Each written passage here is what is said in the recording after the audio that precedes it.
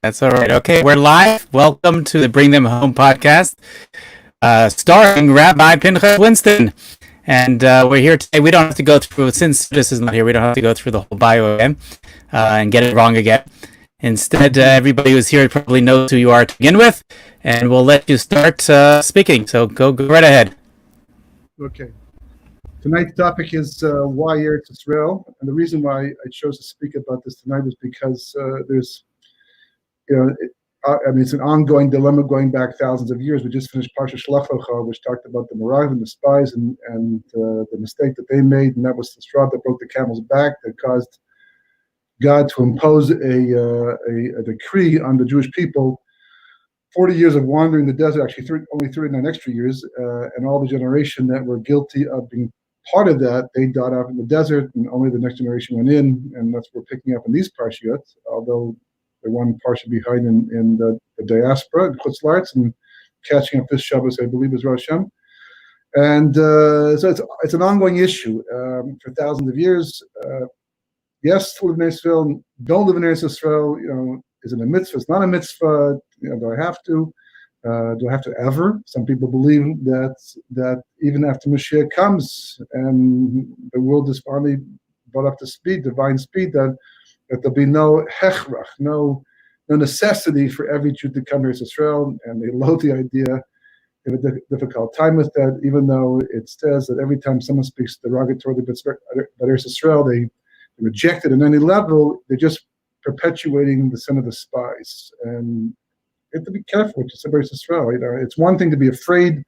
It's one thing to be nervous about the whole concept, but you have to know that's where we belong. You have to want to be there. Okay, and we'll see why it's so important.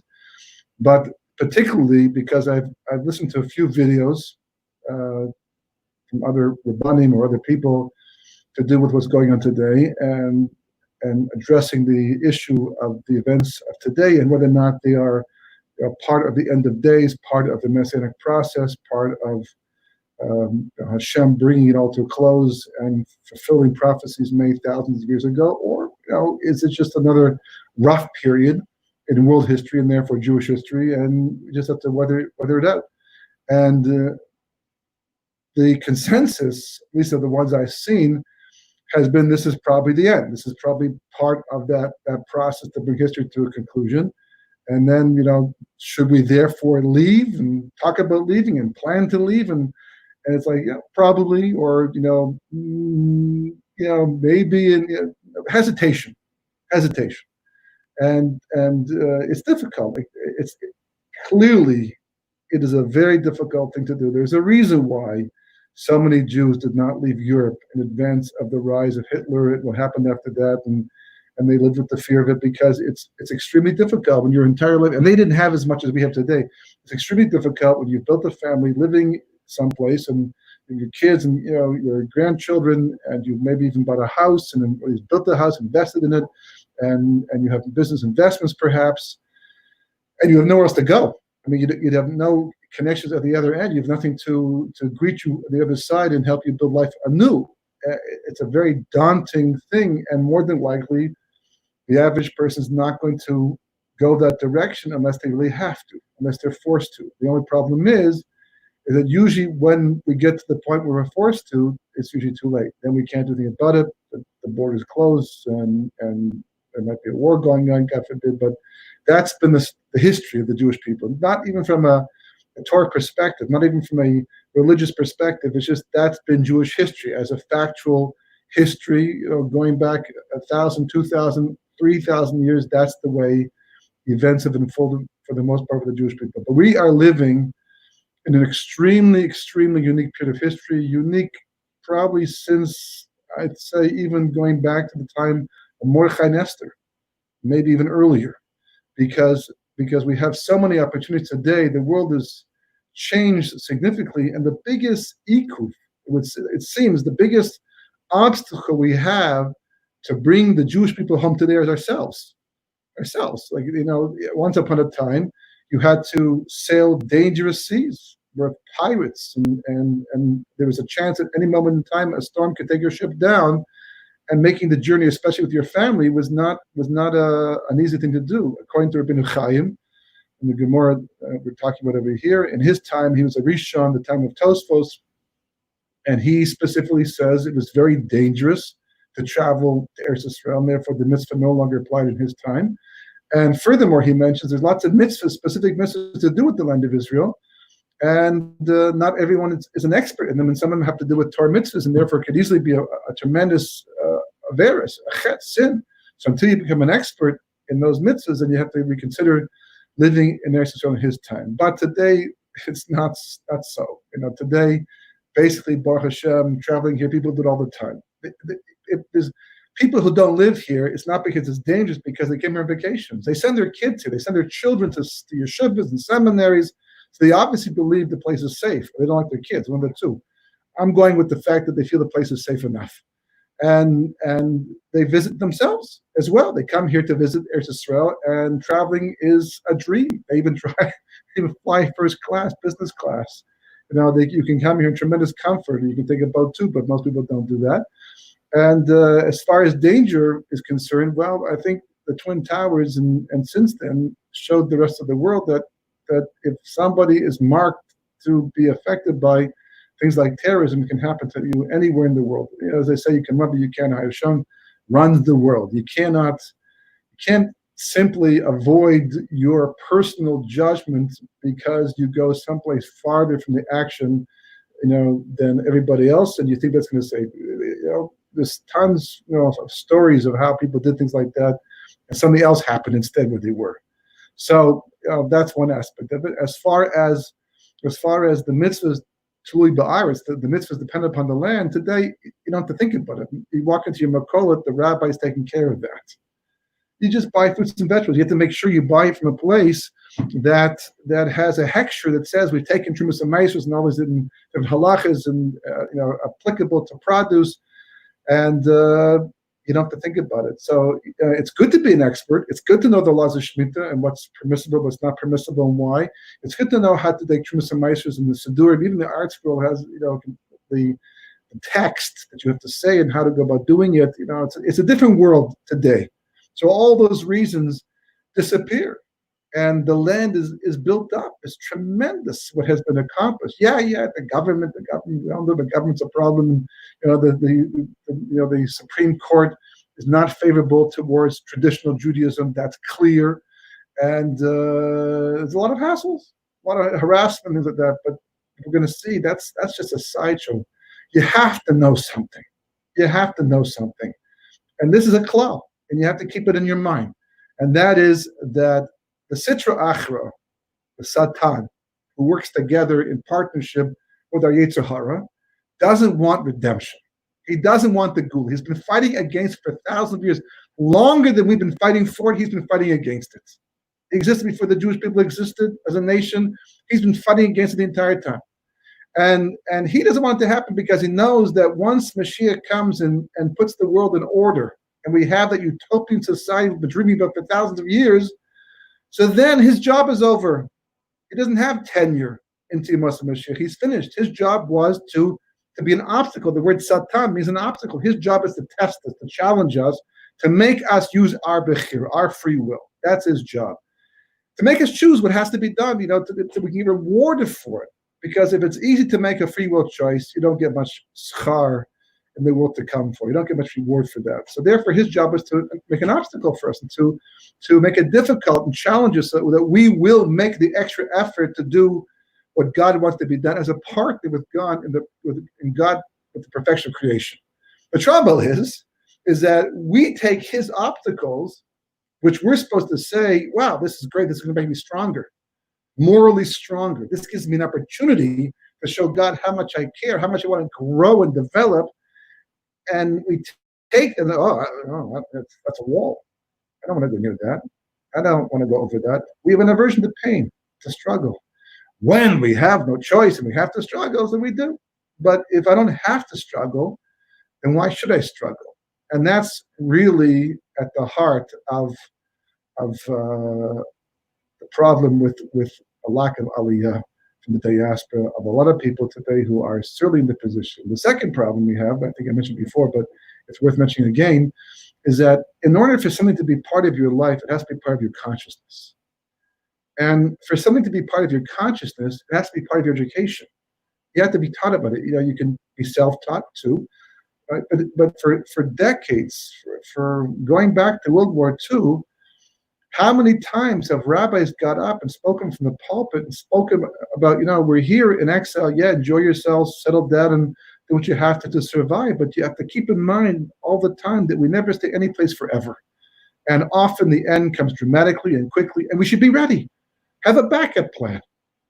Keep in your mind, we put on our walls, or actually just the opposite, we keep off the wall amma by amma. We don't paint the wall in one part by the front door usually, to remind us that until the Beis Hamikdash is rebuilt, until Yerushalayim is the way it's supposed to be, that we can't have complete happiness. Our houses aren't complete, our lives aren't complete without the Beis Hamikdash, without the Shekhinah, the divine presence being amongst us the way it's supposed to be. And that should be true across the board in every aspect of our lives. So you're in the diaspora, Eretz Yisrael, Geula has to be forefront in your mind. Rabbi Yecheskel Levenstein, who was the Mashgiach Ruchani of the famed Mir Yeshiva in Poland before World War II, escaped with the Mir Yeshiva to Shanghai eventually, survived the war, came back to Yerushalayim. Some people went to America, to Europe, South Africa. Some went to Eretz Yisrael, to Yerushalayim. He went to Yerushalayim and became the Mashgiach Ruchani of the Mir in Yerushalayim and of Panovich Yeshiva in Bnei Brak. Very famous, very holy man.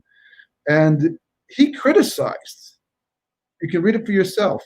He's a sefer, Sforim called Or Yechezkel, a section is called Emunus HaGeula, faith in the redemption, where he talks about all the things we're supposed to think about. And he's talking in the 60s to people who are learning full time, who are like the Torah scholars of that generation, and he's talking to them. And he says that, there's a mitzvah mentioned in the Gemara called Tzipis Yeshua. One of the things they're going to ask you on the day of judgment, did you anticipate the redemption? Was it part of your consciousness? Was it part of your life? 6 things, that's one of them. And he says, where does this mitzvah come from? So he quotes the Sefer Mitzvah Katan, which says that the basis of this mitzvah is the first mitzvah, the first of the 10 commandments. The first of the 10 commandments states that we have to know that God is our God who took us out of Mitzrayim, put us there too, but took us out and saved us. And he says that implicit in this mitzvah is the idea that we have to believe is going to redeem us a second time as well, a second final time. Just like he took us out of Mitzrayim and saved us from the Egyptians and the slavery, and eventually gave us Eretz Yisrael, we have to believe, we have to have the Munah that he's going to do it a second time in the final redemption. And here we are, at the end of history. He says, anybody who's not Mekayim the mitzvah, it's a peace to Yeshua, anybody who's not anticipating the arrival of Mashiach and redemption and what that means, is failing to properly fulfill the first of the 10 commandments. That's so heavy. I mean, that's like a foundation of foundations, that mitzvah. And it's tied to that because obviously it's a piece to Yeshua. A major portion of that is the entire Jewish people returning back to Israel. You can't separate them. It's one and the same thing. Hashem said in Parshas Bahar, I took you out of Mitzrayim to bring you to Eretz Canaan, aka Eretz Yisrael, to be your God. That's what the Torah says. It's right there in the Psukim. So he says not only that, he says if you look at the Shemona Esrei, which we say 3 times a day during the week, it mentions so many things about redemption, about God redeeming us, about blowing the shofar, Mashiach coming, Eliyahu, and there's so many matters in the Shemona Esrei itself to do with all of this that is supposed to be part of our everyday consciousness and all that we do, and also in benching. That Chazal, the rabbis, the Anshe Knesset Gedolah, the men of the Great Assembly going back to Mordechai's time and Esther's time, who had prophets among them, composed the tefillahs and built this in to make sure that when thousands of years down the road we have no prophets to instruct us, that we will have this insight in order to keep us focused. And we're not focusing. So he says, Rabbi Pinchas says, that makes our tefillas, our prayers, lip service only. It's not real. If you can say these prayers on a daily basis about Mashiach and Geula and not anticipate the redemption and not be excited for it, then what are you saying? It's just lip service. These words are tefillah shav. They don't count for much. So, this is not just a singular opinion. This is the way very holy people have thought for thousands of years. But there's a big difference. One difference is, as that in their time, there wasn't much going on around them to make them want to stay in the diaspora. They wanted to go to Eretz Yisrael. It's just that it was dangerous and it wasn't built up yet, and there wasn't a lot of pulling them there, other than the fact that that's where they could connect to God on the highest level possible. And many people, there's a story in the Gemara of a man who sells everything, leaves his family behind to go to be in Eretz Yisrael, because that's where the Shekhinah is at all times. At all times. It doesn't make a difference who's ruling, what's going on, who's the prime minister, who's the president, who's in the Supreme Court. It doesn't make a difference. The Shekhinah is there all the time, never leaves. That's what we had to leave. We had to leave because it never leaves. Because if, God forbid, in a marriage, a husband and wife decide to separate for a period of time, not divorce, but separate, somebody has to move out. Otherwise, it's not a separation. The one who stays causes the other to go out. So Akash Baruch Hu says, I'm not leaving. This is my land. I love it. I'm the one who obeys it. I'm the one who treats it with respect. You did, so you go. So we went to the diaspora, but Akash Baruch Hu, the Shekhinah stayed there. Yes, the Shekhinah goes into diaspora with us to protect us, but it's not the same level, not the same connection. We're vulnerable there too. And it's only temporary anyhow, but not in Eretz Yisrael, as we'll see, as Rosh Hashanah. So the Gemara builds on this idea. This is a Gemara in Kesuvos. Famous Gemara, Kuf Yud Amud Beis, 110b. The Gemara in Kesuvos. The laws of Kesuvos are the laws of the marriage. Kesuvos is a marriage contract, and this tractates dealing with all the responsibilities of a husband to wife and wife to husband. And at the end of this tractate, it decides to talk about Eretz Yisrael for obvious reasons, because it's very much the same type of relationship. So Gemara says that the rabbis taught, a person should always live in Eretz Yisrael, even in a city that is mostly populated by Gentiles, and should not live outside of Eretz Yisrael, even in a city that is mostly populated by Jews. And when he says Jews, it's talking about religious Jews, not secular Jews, because you're not going to have much of an influence in the country. It could be a very negative influence to be living amongst people who don't believe in Torah. On the contrary, they're fighting against it. Talking about people who believe in Torah mitzvahs. So again, the Gemara is saying a remarkable thing.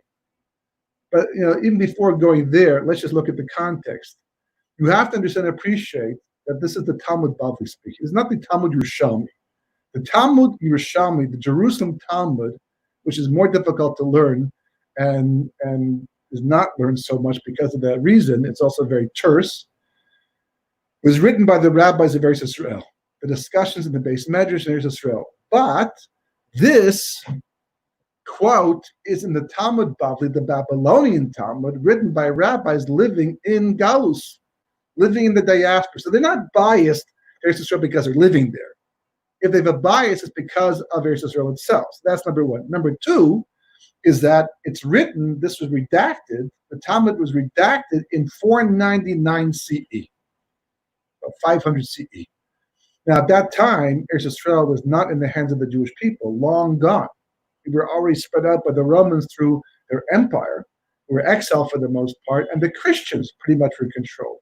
As of the 300s, around 330 CE, Constantine accepted upon himself the Roman Empire to become a Christian empire, and began to go out and missionize and kill people who didn't convert, didn't want to accept it. Then the Muslims came shortly after that, but we were not in control of Eretz Yisrael, and it was not the safest place to be a Jew at that time. Nevertheless, the rabbi said this about Eretz Yisrael because it was relevant, and they're saying something that literally flies in the face of what all of us believe. I mean, we spend so much time choosing communities that can support our Yiddishkeit because we know we need that. We're dependent upon that, and that's a great thing. And if you can find it, wonderful. Everybody wants to move to the Kolo community, except today it's just one of the more expensive places to live. But they want to be in a place close to shuls, with a base medrash, and of course all the kosher food is going to be there. But you have support. It's nice to walk to shul. I mean, when I was back in Toronto for a couple of years, and it was pretty much predominantly Jewish area, but there were a lot of Gentiles living in the area, a lot of secular Jews as well. And it was not the same thing walking to shul on Shabbos. I remember once I wore my tallis up because that's what we do in Eretz Yisrael. You put your tallis on home a lot of times, and you walk the shul wearing a tallis because everyone else is doing the same thing. It's a Jewish state, Jewish place. Wearing your tallis on Shabbos morning to shul.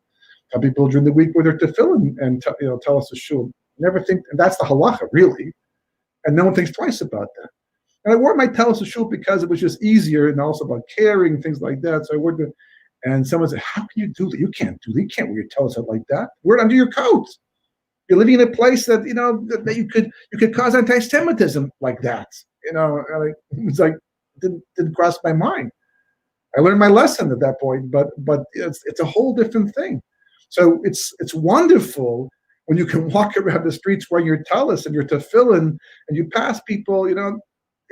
They may not be the friendliest people in the world and distracted. It doesn't make a difference. They're on the same spiritual page as you are. That's wonderful, and the Torah supports that too. Yet, this is telling you just the opposite. So what do you learn from this Gemara? The Gemara is telling you that whatever disadvantage there is by living in Eretz Yisrael, meaning, and you can't get a bigger disadvantage than living amongst Gentiles who do not keep Torah and not even necessarily respect it. In those days, by the way, the Gentiles didn't. Today, you can find many Gentiles living in Eretz Yisrael or even different places in the world, but they don't disrespect Torah necessarily, and some even go so far as to respect it. But they didn't back then. Back then, they believed that Christianity was the religion, and Jews were anti that. It had to be dispensed with, and they did their best to do exactly that. And yet, the Gemara is telling you that whatever kedusha, whatever Israel has to give a Jew, is able to counterbalance that, as opposed to living in the diaspora, where it says that whatever disadvantage there is of living in the diaspora as a Jew, being amongst your fellow Jews is not enough of a counterbalance. That's the Gemara. That's not my opinion. Why is that?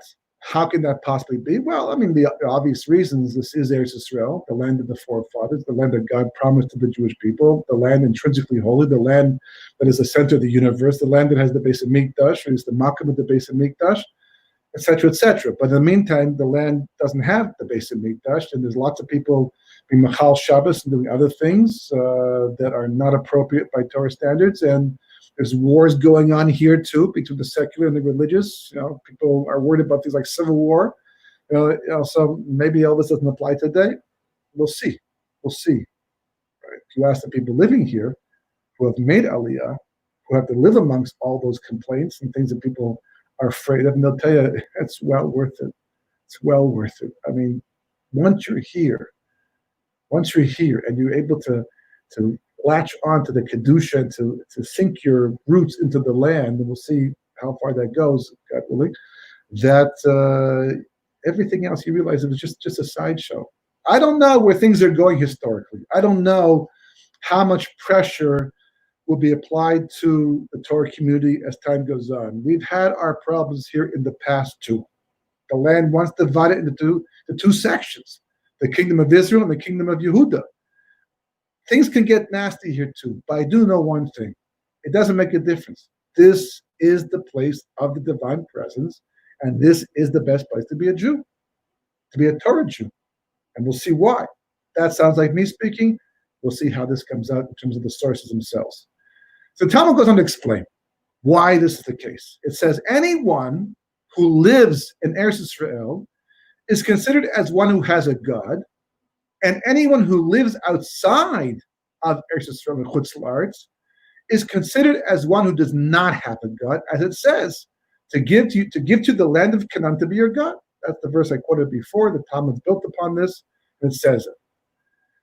The only problem with this, and the Gemara often does this, is what we call shakavatari, a give and take scenario. The Gemara knows the answer before it starts, but the Gemara likes to take you on this intellectual process and partly emotional process to get to its conclusion. So the Gemara has the same problem that we all have right now. Wait a second. We know as a fundamental of life that God is everywhere at all times. There's no place that God is not. If God is not someplace, that place doesn't exist. It ceases to exist in a moment, just like that. God pulls himself out, boom, it's gone, just like that. So how can it be that someone who lives in Chutz La'aretz is as if they have no God? God's there too. So how do you explain that? So therefore the Gemara refines its statement and hones in on its main point. It was driving it the entire time. Rather, it tells you that anyone who lives outside of Eretz Yisrael is considered as though he worships idols, as it says regarding David HaMelech.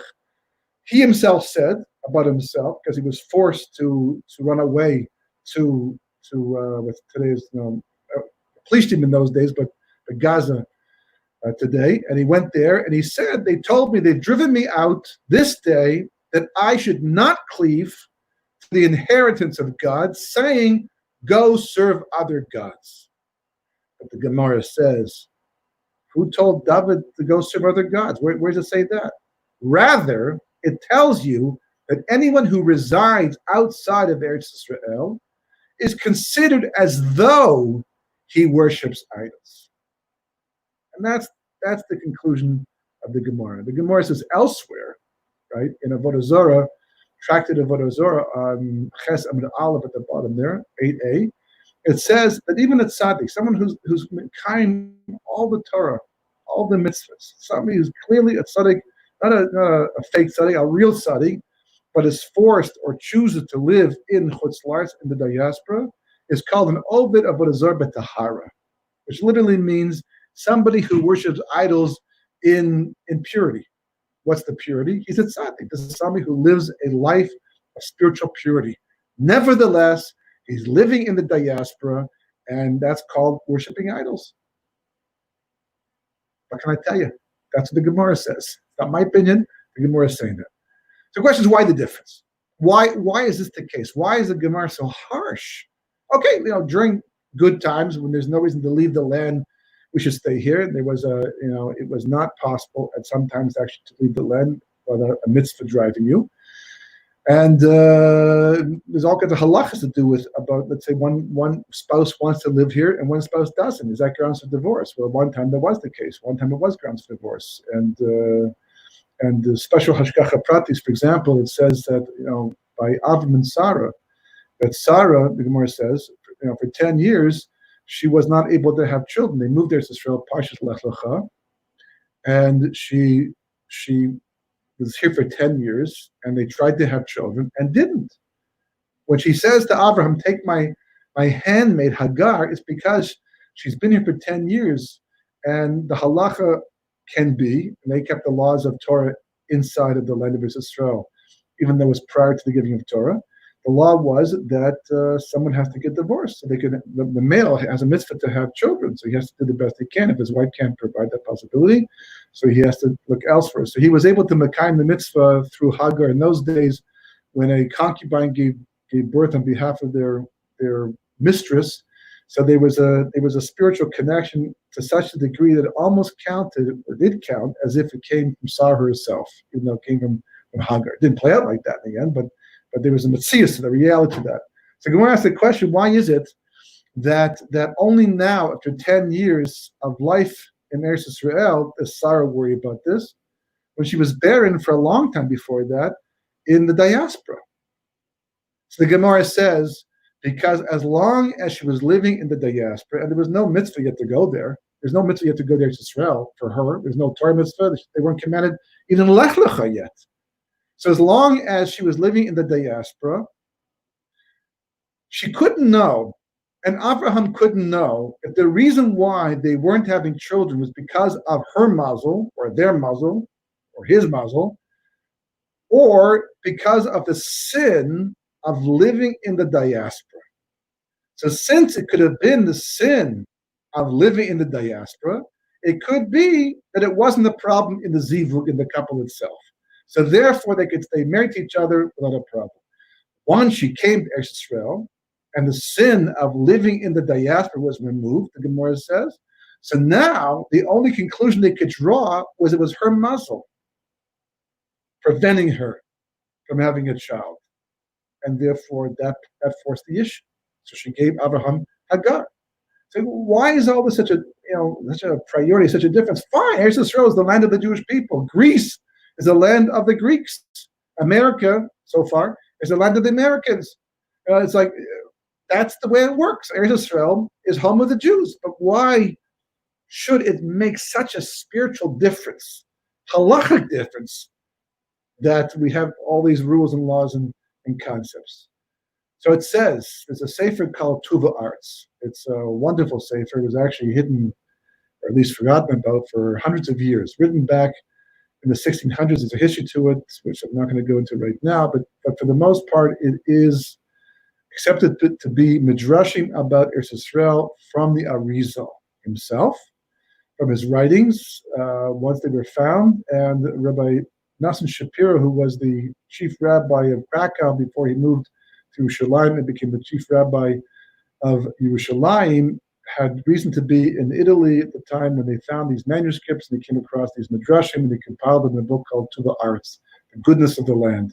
And the sefer was totally accepted in his time, but then it just got lost over time. And actually, a friend of mine was at Hebrew University, and he noticed this rabbi's name being mentioned often by other Mekubalim, other Kabbalists and rabbis, and he checked them out and found the sefer, and it turned out they had the microfiche at Hebrew University of the sefer, and he very painstakingly got it off the small text of microfiche and republished the sefer. And I was fortunate enough to get the sefer, and it's transformative. These are one of the sforim that change your life once you read them, because the information is so impactful and so amazing. And he begins in the introduction and says the following thing. He says, a portal exists above Eretz Yisrael called Vilon. There's a reason for that, but that's Kabbalistic. The Arizal explained that in the middle of this gate and opening, which is in line with Eretz Yisrael, there was a large opening. These firmaments do not move, but are permanent. In other words, this opening to Shemayim doesn't shift. One day it's over Eretz Yisrael, one day it's over Norway, one day it's over Canada, the States, whatever. It doesn't shift. It's an opening that remains over Eretz Yisrael the entire time, and it's lined up, he says, with the borders of Eretz Yisrael. So this opening in Shemayim, direct open to Shemayim, follows the borders of Eretz Yisrael. So if you were to see it, let's say, you can't see it geographically, you can't see it with satellite images, but spiritually, if you could look down and see it from God's perspective, you'd see this kind of like layer around the earth with one opening straight up to Shemayim, to God directly, that actually mimics the border of Eretz Yisrael. That's what he says. That's Arizal. He says, around this opening are 70 other openings from which the other 70 nations of the world receive their sustenance, their divine light, a fraction of the divine light that flows from the large gate. So what he's saying is that, spiritually speaking, there's only one opening to Shemayim, and that is over Eretz Yisrael. Everything goes straight up and straight down over Eretz Yisrael, actually right over the base of Mikdash, the Kotel, before going out to the rest of the world. And whatever divine light a person gets in Eretz Yisrael, right, is far, far, far more than any divine light you can get anywhere else in the diaspora, even if you're at tzaddik, even if you're righteous. So there's a reason why the Medrash says, Ein Torah k'Torah Eretz Yisrael. There's no Torah like the Torah of Eretz Yisrael. And you breathe, the air, it's machim, as it makes a person wiser just to breathe the air, because simply put, at all times, regardless of the government, regardless of the banks, regardless of the bureaucracy you may have to fight to just accomplish things, that should be, automatically possible to do, it doesn't make a difference. This is the spiritual reality of Eretz Yisrael at all times. So, if you look up, the sky doesn't look much different anywhere in the world. You don't look straight up, but spiritually it's quite different. So he goes on to say also in a different chapter in the Sefer, a person who ascends from the diaspora to Eretz Yisrael, right, with the intention of returning. In other words, it's a pilot trip or it's just a visit. Either way, they're not coming to Eretz Yisrael permanently. They will experience the following spiritual change. Upon reaching the other side of the ladder, what do you mean by the ladder? What's the ladder? The ladder, to explain, the ladder actually is the border of Eretz Yisrael. Remember the ladder that Yaakov saw in his dream? The Gemara says that ladder was 8,000 parsecs. 8,000 parsecs. That's a massive, like 8,000 miles wide. How do you have a ladder 8,000 or was it 4,000? A lot. There was a lot of them. And it sounds like what they call a guzma ba'alma. It's only a great gross exaggeration from the Gemara. The angels that Yaakov saw were going up and down the border of Eretz Yisrael. And that's how he knew there was a difference between the diaspora and Eretz Yisrael because of this very reality. And this ladder goes all the way around the border of Eretz Yisrael spiritually. I'm thinking about 6 to 8 feet wide around the border. The border itself may be a very thin line drawn on a map, but spiritually the border is about 6 to 8 feet wide, called the sulam, called the ladder, right? And the moment a person penetrates this spiritual reality of Eretz Yisrael, whether, and if you're coming in by plane, right, it's going to be straight up, right? You fly right through it, right? So there's a point where you're going to land at Ben Gurion, if you can land at Ben Gurion, right, where you break through the sulam. It's not like it bends, to the airport, and only once you get off the plane, you actually get through it. No, it's like goes around the whole border all the way to Shemayim. So therefore, as you fly into Eretz Yisrael, you go through this sulam, this border, and you enter the spiritual air of Eretz Yisrael, which is a whole different level of spirituality, divine presence.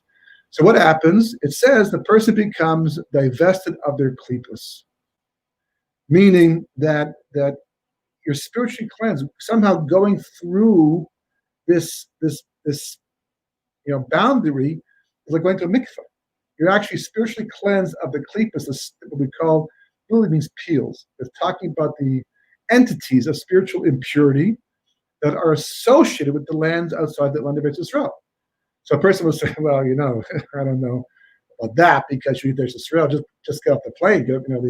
Watch people rush to get off the plane, and people still seem to have their klippos. They still seem to be affected by spiritual impurity. Just walk to the airport and see what's going on over there. So he talks about all that, discusses all that, explains what that is and why it is like that. But the same thing is true of Yom Kippur. Right? Gemara says Yom Kippur, there's no Yetzer Hara. And so everyone is like an angel on Yom Kippur, except that they're not. People still speak Lashon Hara. It's probably Lashon Hara, people speak Lashon Hara. Right? People still want to eat, and people still do things they shouldn't do on Yom Kippur, as the day of Yetzer Hara. So my Rosh Hashiva, Noach Weinberg, once said, that's not the Yetzer Hara on that day. That's called habit. If you're used to doing something wrong, your body will still do it, even without the taiva, even without the leaning towards it. You get the pressure of the Yetzer Hara. So yeah, for sure, people who come to Israel who are used to living a certain way are not going to change in a dime, but the potential to do so is there to do exactly that. He says, but he still only remains with his level called the nefesh, the lowest level of souls that we have, the nefesh of the siyum. He won't lose that.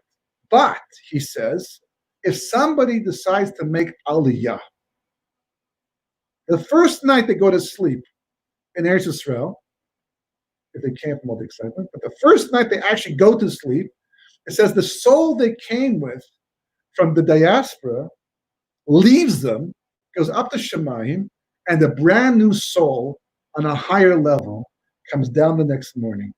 And they literally are called Bria Chadasha, a new creation. You're starting from scratch. Just like on the day after Yom Kippur, you're starting from scratch. If you sincerely atone on Yom Kippur the way you're supposed to, but ever since you had until now, boom, washed away, wiped away. You're starting as a new being that night. That night, you're already starting off brand new. Now you have to work on maintaining that the rest of the year. Likewise, when someone makes aliyah to Eretz Yisrael, they wake up the next morning. They may not look different. They may not sound different. They may have the same eating habits they had as they always had, and their voice hasn't changed, but they're a different person. And if a person understands that and builds upon that, they can grow quite quickly. But the potential is only there because the person made aliyah, because they actually came here and became attached to the land itself. So this is why the Gemara can make phenomenal statements like it does about Eretz Yisrael. One of them is in Pesachim. The Gemara says 3 people inherit the world to come. One of them happens to be someone who lives in Eretz Yisrael. To live in Eretz Yisrael makes a person a ben olam haba. And a person will say, but what about the people who are living by Torah mitzvahs? Actually applies too. As long as they are not doing it for that reason. In other words, if a person says, I don't have to live by Torah mitzvahs because anyhow I'm going to the world to come, that won't happen. That's like doing a sin on the condition to repent. As the Rambam brings down, you can't say, well, I will do the sin today and then I'll do tshuva. Or I will do the sin today and Yom Kippur will fix it up. No, it won't. Because that's not possible. That's breaking the rules. But if a person is lacking the understanding, a person was raised improperly, they don't have the proper philosophy about Torah and life and things like that, they can still have that name, even still, and it changes the whole person's din. There's a lot of halachas to do with that. The second thing the Gemara says, that anybody who walks Daled Amos, again, 6 to 8 feet, in the land of Eretz Yisrael is also called a Ben Olam Haba. I mean, it's a remarkable statement. Now, a person could say, okay, well, fine, it's a nice idea, and it's good to be a Ben Olam Haba. But the reality is that we have a Mishnah in Pirkei Avos that tells us the following thing. This world is but a corridor to the ulam, the banquet hall. We're only here to get to there. It says, don't become obsessed and get involved and root yourself in the corridor and avoid going to the banquet hall. An analogy I always use for this idea, it's a little bit like this. But I once went to a wedding. I was told about the pre-Su'uda smorgasbord that they serve and how it's literally a student to itself. And I was fresh out of Eretz Yisrael, and there, if they serve any hors d'oeuvres before the meal, they're little bite-sized things that they walk around, serve you with maybe a drink or something like that. And if they have it, not everyone has things like that, but if they do, it's very, very simple. The meal itself, that's the main thing. But here, it was like literally a feast before the feast. And people ate because some people didn't want to stay for the food anyhow, and other people just couldn't control themselves. I got to tell you, it was not easy because the food is tantalizing. And then we went in after and sat down for the meal, and the meal was even nicer, was even better. The only thing is that no one was eating. No one had an appetite. And they served all these beautiful dishes of food, expensive meat, and then they cleared them away untouched. And I asked the guy, the waiter, coming again from Eretz Yisrael, it breaks your heart to see things like this. And I said to him, do you guys at least get to eat this in the kitchen? Do you give it to people, who can't afford to have food like this? He says, no, the law is right in the garbage. It comes out, it goes into the garbage. And it was like, it's so painful. But then the Mishnah came to mind. We are here to become B'nai Olam Haba.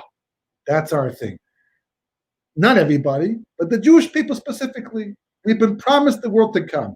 Torah, mitzvahs, the Gemara even calls our parnasa tzedakah. It's not even a parnasa. You may go to work like everybody else. You may get a paycheck like everybody else. You may invest in the stock market and make money like some people do. And all of that, the Gemara says, is still called tzedakah. It's a stipend that God gives to every Jew based upon their needs to be able to do Torah mitzvahs and earn their reward in the world to come. The Gemara in Kedushin says specifically there's no reward in this world for the things we do. That's not a world of reward. The reward is way bigger than anything that even billions and billions of dollars could possibly give to us. And you can't have it in this world. We don't have the capacity. So therefore we earn it.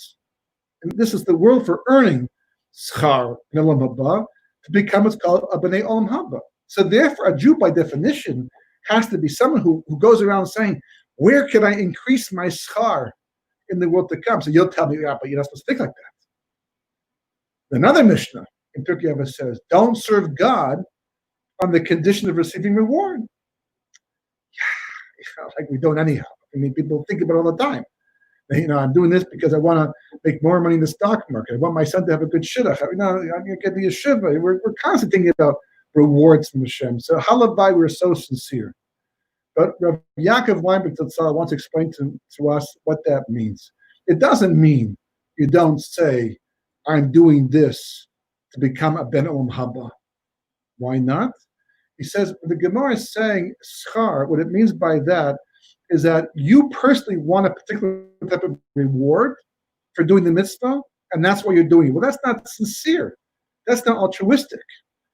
But if you love your father, and that's all that concerns you, your love for your father, and you live to show him how much you love him, and you know he gets such satisfaction by giving you your allowance or the rights to use the car or whatever he can give to you to make your life better, you know he loves to do that. It puts a smile on his face to do things like that. Grandparents are very much like that. So even if you don't want it, and even more so if you do want it, what a schus it is to go ahead and give him the opportunity to give it to you. So God says, I want to give you the world to come. That's just sitting here waiting for you. It's the pot of gold at the other side of the rainbow. And that's why I made the world. And that's why I made you, to give you this. So nothing would make me happier, God says, than giving you the world to come. And we say, well, we love you. And since you want to give us the world to come, let us go ahead and do things that can allow you to do that. So if you're not going to become a ben olam haba for the wrong reason, in other words, like you're selfishly saying that I just want to get all that reward, we'll certainly do it because God wants to give it to you. So that's our job. Our job is not just to do Torah mitzvahs and be yotzi and fulfill the mitzvah. Have I done the minimum of the mitzvah? I'm making Shabbos, but minimally, right? I'm doing what I have to, trying to avoid what I can't do, but beyond that, I'm not throwing myself into it. I'm not really putting myself into the mitzvah. So that's a rejection of God. That's a rejection of Torah on some level, and that's a rejection of God. And that's exactly what God told the spies when they rejected the land. What were they thinking? And it's a longer story, and the Vilna Gaon says this, but you have to appreciate that when the spies rejected the land of Eretz Yisrael, it wasn't because they thought it was the wrong thing to do and they wanted to do it anyhow. They just saw what happened to Miriam and Aaron. They saw what happened to the Sasuf, the heir of Rav. They seen what God does to people who go against his will. And those were smaller issues. This is the main issue. This is, going to Eretz Yisrael and building a Torah nation on the land. And you're going to reject that? Why don't you just take a gun and put your head, shoot yourself instead? It's just mass suicide. Are you crazy? Maybe if everybody complains and God will say, okay, I don't like it, but since you're all in the same boat together, I'll agree to. You see what happened? God said, no, you're all going to go. You're all going to die. And the very children you worried about, they're going to go in and enjoy the land the way you should have, but can't right now. And we change our mind the next day. No, we're going to go. As much as you can't go because God won't be with you. We're going to go anyhow. You didn't want to go because you thought it was dangerous. And now, and God said he'll be with you. And now God says he won't be with you. And you're going to go? It's like, it's Mashiach. So the answer is because they thought they were doing a mitzvah. They thought by not going to the land, they were doing a mitzvah. And God would agree to it. They were shocked to find out just the opposite. So what mitzvah could they possibly have thought they were doing? So there's different opinions as to that, but there's one kind of Kabbalistic, but actually very, very shot-oriented as well, very simple explanation. That is, the verse says, Tnu was the Lukim. Another verse says that you weaken the rock that gave birth to you. So the Zohar says, and the Nefesh HaChaim quotes this and says, that God acts as strong as the Jewish people are keeping Torah mitzvahs. So if we're living strong spiritually, so then God will act strong and he'll keep evil at bay. But if the Jewish people falter and they're being lazy and they're being, they're not doing what they're supposed to be doing for reasons that they could overcome, then God will act weak. And the Jewish people believed in God, but they didn't believe in themselves. So they said, we're going to attack this land, these 31 kings, and God will only beat them if we're spiritually strong. But when we look around at myself and you, and I don't know if we're spiritually strong to such an extent to overcome 31 kings like that. And therefore, chas v'chalila, God forbid, we might end up losing the war because of that. We did lose some people in Yeshua's time. We might end up actually losing a battle. And what a chil Hashem that's going to be. What a profanation of God's name it's going to be. So you know what? Let's do God a favor. Let's tell him we're prepared to stay in this ideal situation in the desert, where the desert blooms and we got the Miriam, we got the mun falling, ideal cold out conditions to learn and serve God and connect to him, and we'll grow in the meantime until we get to the point where we're strong enough, and then we'll go to war against the Canaanim and win the war because God will do everything he has to beat them. A sound strategy. It makes a lot of sense spiritually, and the truth is that is true a lot of the times, but not here, not now. Why not? Because God said go. God said, I'm taking you there. And when God says go and I'm taking you there and he promised you it's going to be okay, you have to trust it's going to be okay. You have to overcome your fears. You have to say that how did we cross the sea? We have no idea, but we did it anyhow. How can we defeat the Mitzrayim? We have no idea, but we did it anyhow because God wanted it. How did we survive the desert against all the elements? No idea, but we did anyhow because God wanted it. That's the bottom line. The rest flows from that.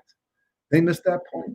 God says in the Torah, the land you are about to possess is not like Egypt, but a land which God your God cares for, God your God pays attention to continuously the entire year.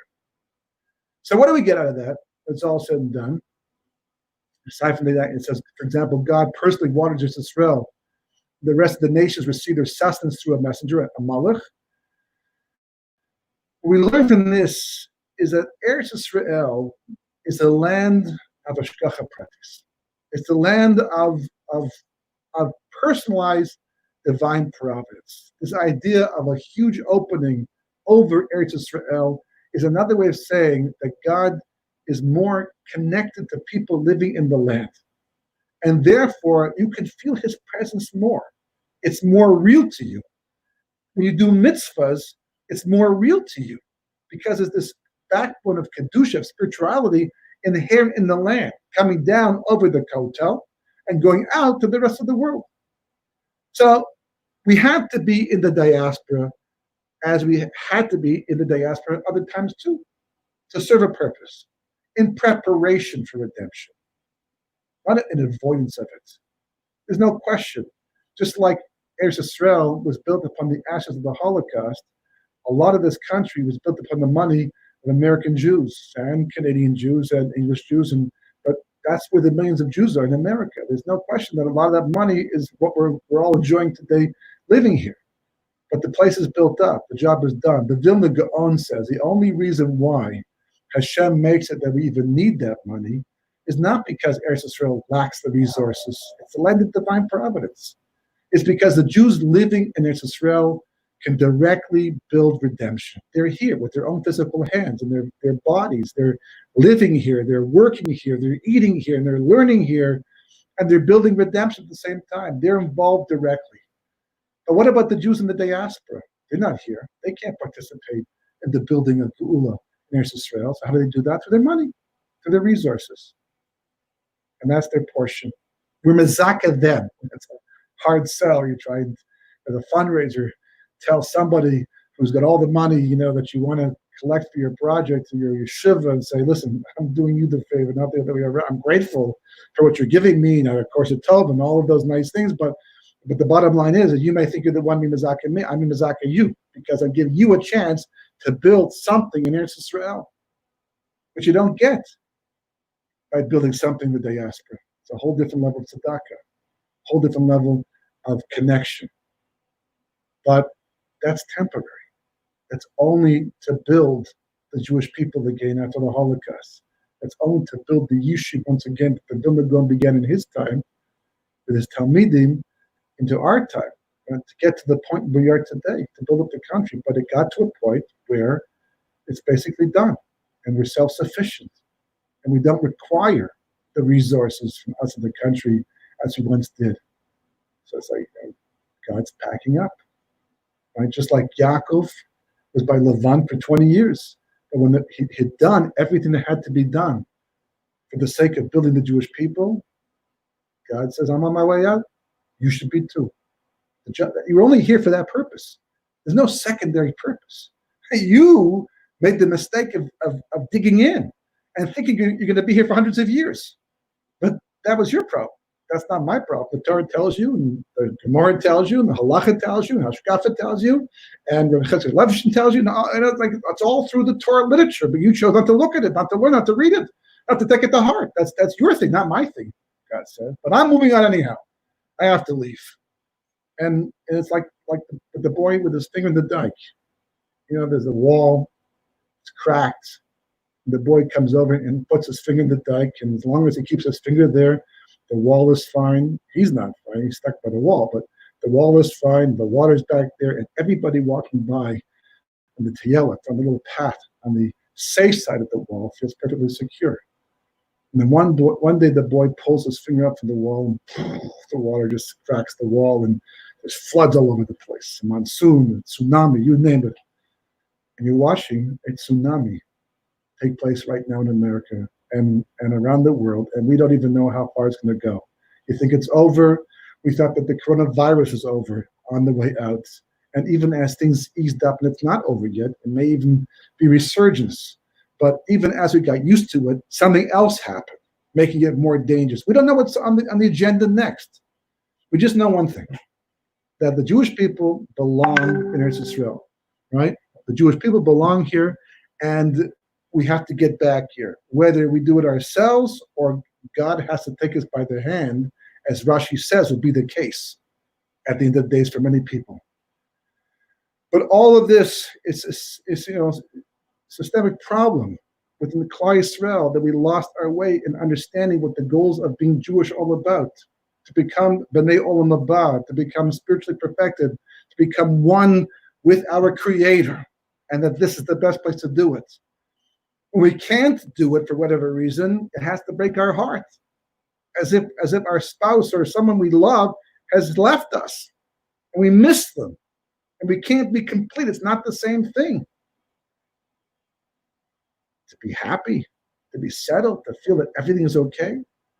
So I'll end off with, we really, only touched on the topic, and I have several books on this discussion. One is called Talking About Eretz Yisrael. One's called the Need to Know, Gula Barachmin programs. I got many different forums to go into more detail. Anything I've said, it feels incomplete, that you didn't quite get, you can pick up on those and get the full story with all the sources that I failed to mention. But this last quote, also from Tuva Aretz, mentions the following thing. He says, once Mashiach arrives, wonderful things will happen for Jews everywhere. After the dead are resurrected, they will become transformed and will have very lofty natures. The same type of transformation will occur for the Jews who remained alive in Eretz Yisrael, and their bodies will become like that of Adam Arishon and Moshe Rabbeinu. In other words, Moshe had light coming out of him. Adam's body before the sin of the tree of knowledge of good and evil was made from light. Very like angels. In fact, the angels confused them for an angel. That's what's going to happen to the Jews who remain alive in Eretz Yisrael from before Mashiach into Mashiach's period of time. They will become so spiritual that they will be able to fly like eagles, which will astound the redeemed exiles. These are the people who came after Mashiach has arrived. These are the ones that Mashiach comes, will come. Until then, I'm safe.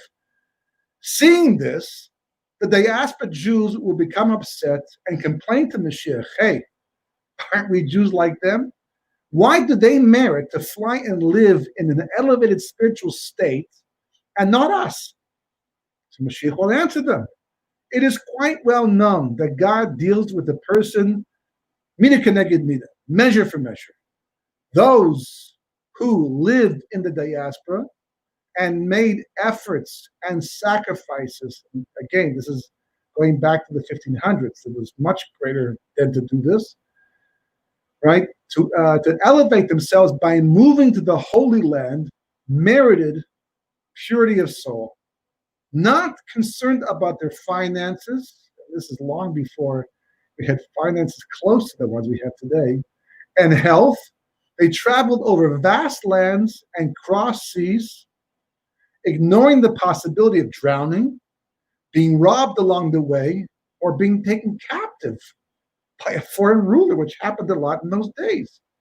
Since they valued spirituality over materialism and physicality, they merit, measure for measure, to be elevated to this lofty spiritual plane.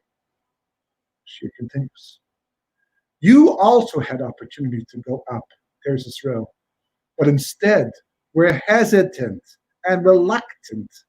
You were more interested with materialistic status, which was a higher priority than spiritual growth.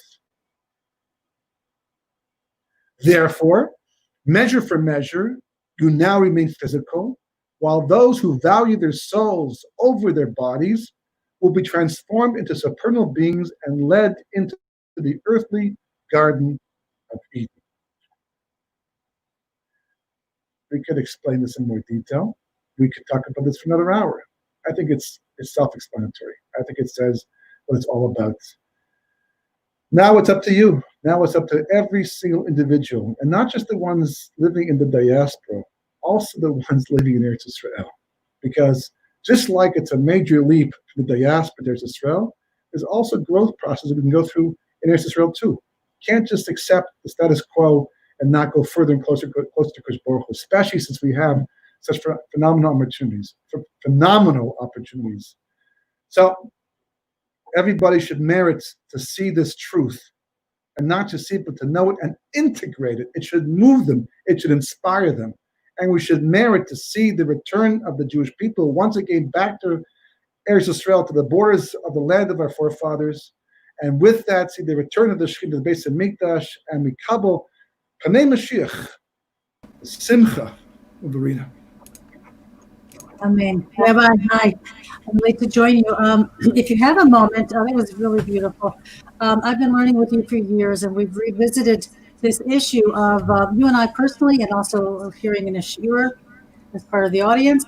Like, how much should we as people here over in Eretz Yisrael try to reach out to the people in America and convince them to come and try to explain to them, really they should have a sense of urgency at this point. And over the years, you have told me that if they turn off to you, it doesn't really make sense. It doesn't really help to pressurize them. You learn that in your kiruv.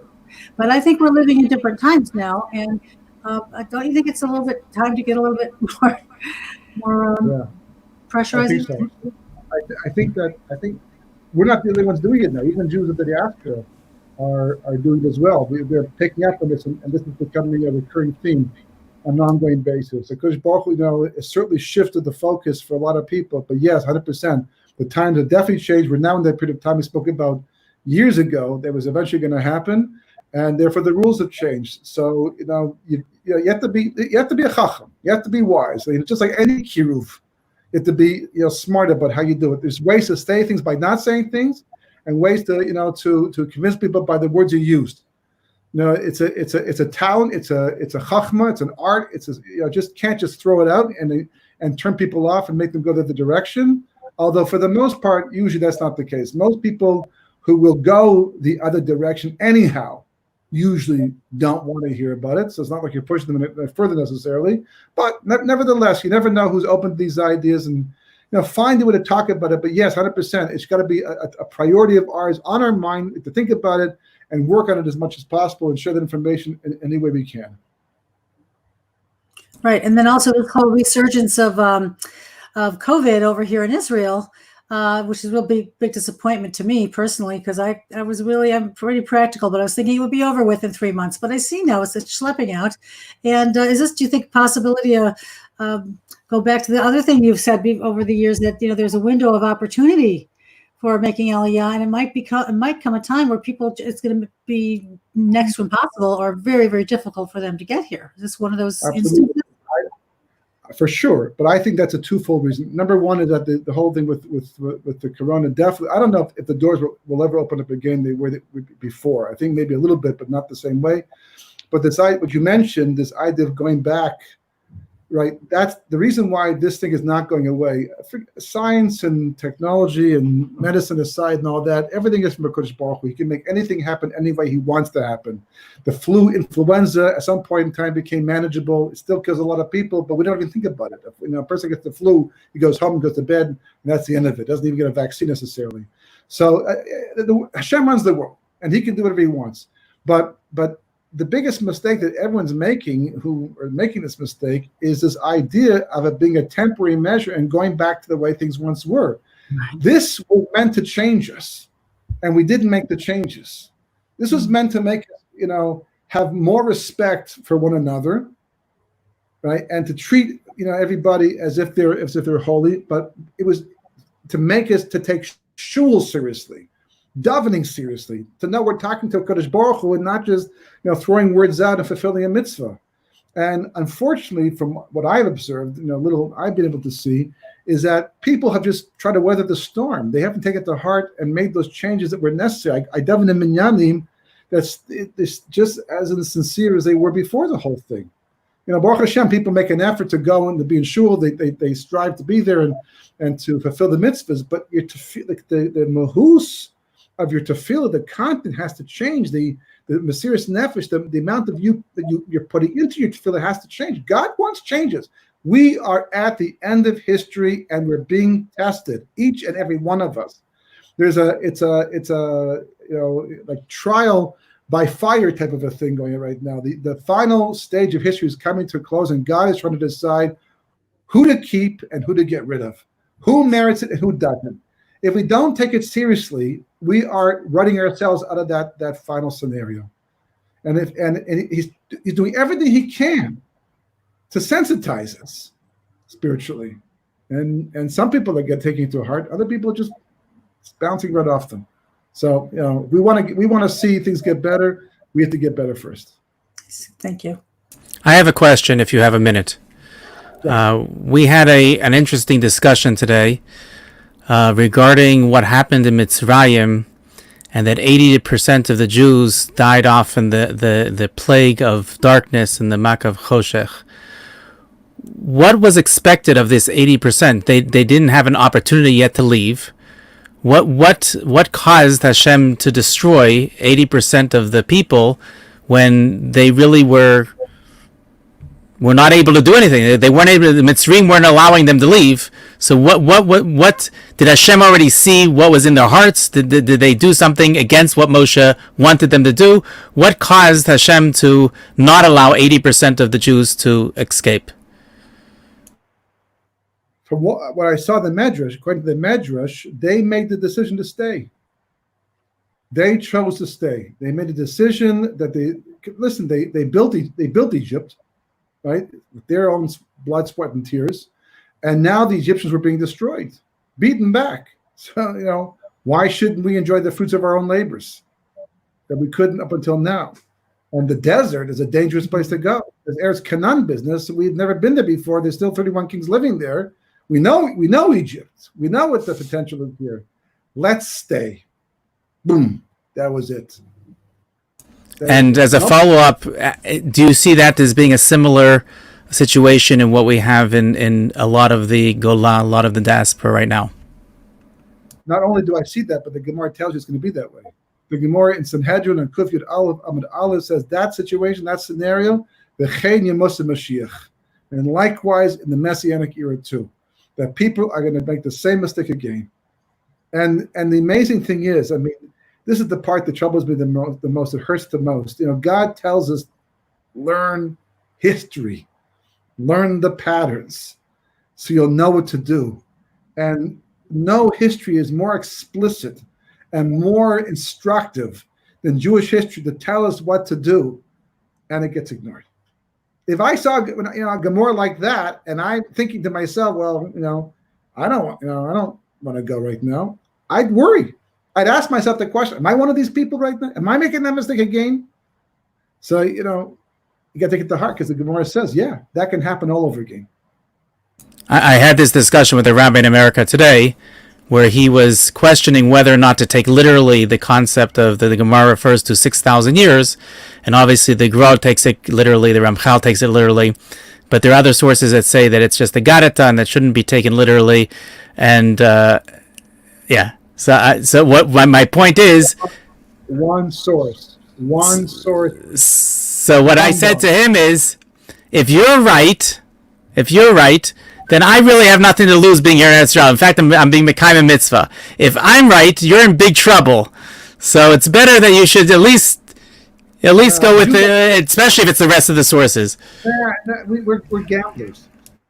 Clearly, we're gamblers. We gamble all the time, the Jewish people. That's not going to convince somebody like that. But just tell him that he's speaking out of a lack of understanding, because the Rambam is the only authority who says that. If you look in the Gemara, there's no machlokus. Rashi and Tosfos do not even feel the need to explain it. There's no Rishonim, Achronim, other than the Rambam who says that. And the Raivad in Hilchos Tshuva takes him to task for even saying that. That's back in the 1200s, okay? But today, after the Arizal, it's a pashut thing. It has to be. Why? Because every millennium is based upon one of the six spheres of Chesed through Yesod. They have a certain amount of energy for a certain amount of time. That's why they last one. The reason why the first 1,000 years is 1,000, not 1,500, is because it corresponds to the sphere of Chesed. Chesed only has 1,000 years of energy. And the second one is Gevura, Antiferes. And the last one is Yesod. And it has 1,000 years of energy to give life. And it ends at 6,000. And that's why there's not 6.5 days of creation. There's 6 days of creation followed by Shabbos, because the 6 days are also from these six spheres. Kabbalah says it outright. The 6,000 is, as sure as you're sitting there right now talking to me, and your name is Josh Wander, that's how sure Kabbalah is that 6,000 years is fixed. So anybody who says that is just quoting one source from a person who didn't learn Kabbalah, according to Rizal. So he didn't have access to this information. And as I said before, the Raivad who wrote the Parish on Sefer Yetzirah, says the Rambam, no way, no how. And then you have the Ramchal, and you have the Gra. And you're going to go against them because of one opinion that wasn't based upon anything but an opinion? I mean, that's just someone who's saying, I don't want to hear the facts. I don't want to know the truth.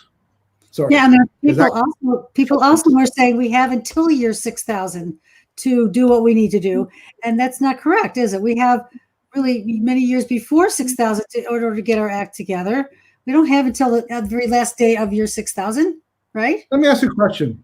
All these people, when the coronavirus began, what was their first response? What did they do right away? I don't know. What do you mean? They looked for N95 masks. Stocked up. Even before they got to the masks, everyone went to social media. They went online, read the news, the doctor's report, watched the videos.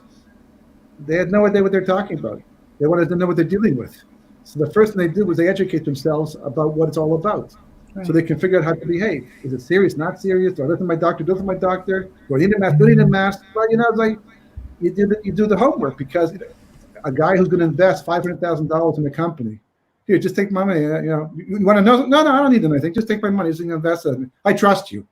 The guy, he's got an agent who has the portfolio. He reads it. He makes phone calls. He talks until he thinks he knows that company backwards and forward. He's not going to invest $500,000 to without knowing the information. And people are prepared to gamble away their lives and their history, given Jewish history. Given how it happened in Europe only 80 years ago, given what happened in Spain back in the 1400s, they're prepared to, out of ignorance, not to check the sources and come to conclusions based upon a hush. a hope, it's amazing. Yeah. Anyhow, my battery, I see my browser. Yodis, would you like to finish off tonight? Thank you so much, Rabbi, for the shir. It was very, very informative. Thank you very much. Yodis, you weren't here in the beginning, so I'll leave it up to you. I'm good with what you've done so far, and up until now, it's been wonderful. And thank you for including me. And it's a privilege to hear you every week, Rabbi. Again, this shir has been dedicated to the refuah of Yosef and Malka. Likewise, you can go to YouTube at Israel Torah, and you can see previous live webinars that we've had with the Rabbi Pinchas Winston, as well as other videos from prominent Rabbanim and Rebbitzin speaking about the importance of Yishuv Eretz Yisrael today. Likewise, you can visit Rabbi Winston's site at 36.org, where he has also an assortment of books that he's written on the subject, and we highly recommend that you go there and you check it out. And again, we thank you. Hopefully, we'll be back next week. Thank you, Rabbi. Good job. Thank you. Have a good day. Bye. Bye. Good night.